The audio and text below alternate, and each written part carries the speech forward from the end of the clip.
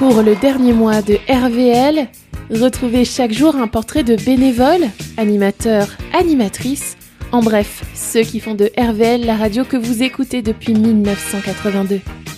Le matin, midi et soir, plongez dans les souvenirs et les anecdotes de ceux qui ont bien voulu se prêter au jeu de l'interview.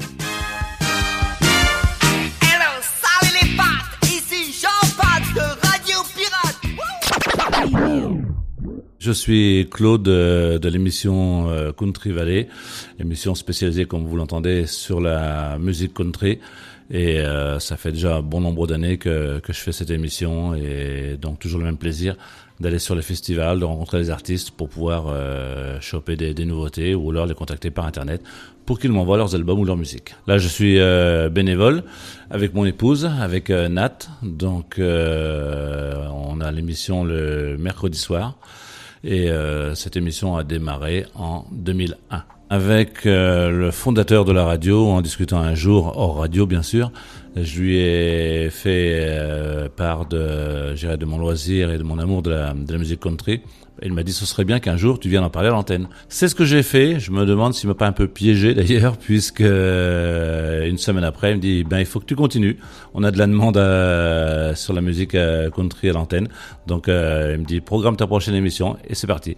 Et c'est comme ça que c'est parti d'ailleurs. Toujours un plaisir, puisqu'on a toujours autant d'artistes qui sont favorables à nous transmettre leur musique, à nous transmettre toutes leurs connaissances de la musique country, en dehors de la musique aussi. Donc c'est vraiment un réel plaisir, et la musique country est hyper diversifiée, hyper cosmopolite comme musique. Il y a même des néophytes, je dirais, qui ne pensent pas que telle ou telle musique est classée encore country, puisque maintenant on bifurque beaucoup sur la country pop, donc c'est vraiment intéressant. C'est très très très diversifié comme musique. Et puis un jour, la nouvelle tomba, RVL allait fermer. Comment Claude a-t-il réagi ? Grosse déception quand on en fait partie depuis 2001, forcément. En plus, c'est une radio qui est locale, qui est près de ses auditeurs. Il y a beaucoup de monde qui écoute, les animations à l'extérieur. Franchement, cette radio avait une réputation. C'est bien dommage qu'elle ferme, puisqu'il y avait une grande complicité entre les auditeurs et les animateurs d'RVL. Souvenir marquant lié à RVL, bien c'est peut-être, oui, je dirais la première émission, puisque bon forcément j'étais un peu timide. Daniel me disait toujours, tu te répètes dans tes mots. Alors en fin de compte je disais oui mais oui. Et puis en fin de compte après j'ai changé et j'ai employé un autre mot que je répétais tout autant. Donc c'est lui qui m'a formé un petit peu au discours devant le micro. C'est vrai que c'était un super souvenir quand il m'a dit on a eu plein de coups de fil à RVL. Les gens me demandent quand est-ce que c'est ta prochaine émission. Donc c'était vraiment un réel plaisir de pouvoir faire découvrir un petit peu cette musique que tout le monde ne connaît pas forcément. Et là c'était vraiment une grande surprise et un réel plaisir, quoi. Qu'est-ce que la radio m'a apporté ? La possibilité de la faire connaître sur différents festivals, puisque je pouvais assister en tant qu'animateur radio aux conférences de presse. Donc on approche de près les artistes, on rentre dans leur milieu, dans leur intimité. Donc sur les gros festivals en France, j'ai pu parler de la radio RVL que tout le monde ne connaissait pas forcément. Et en tant que tel, en tant qu'animateur radio, on avait quelques privilèges de pouvoir approcher les artistes, faire des interviews.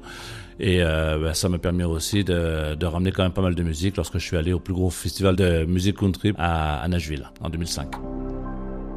Alors, j'espère que pour les auditeurs et auditrices, ils ont pris autant de plaisir que moi, j'irai à écouter RVL, à être à RVL.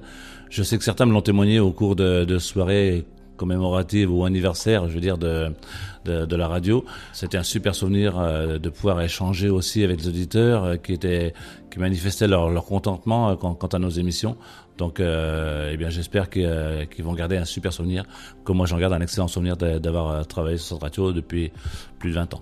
Heureusement, je dirais, ça ne va pas tuer la musique country, c'est la fermeture de la radio, mais c'est vrai que dans le local, ça contribuait quand même pas mal à faire connaître ce style de musique, notamment lors des concerts qui ont été organisés par la mairie de Montivilliers à Montivilliers, en partenariat avec la radio. J'étais chargé de sélectionner les groupes et franchement c'était un super régal de pouvoir travailler avec la ville de Montivilliers et de pouvoir, je dirais, faire partager à tous les auditeurs qui venaient voir les concerts cette passion pour cette musique.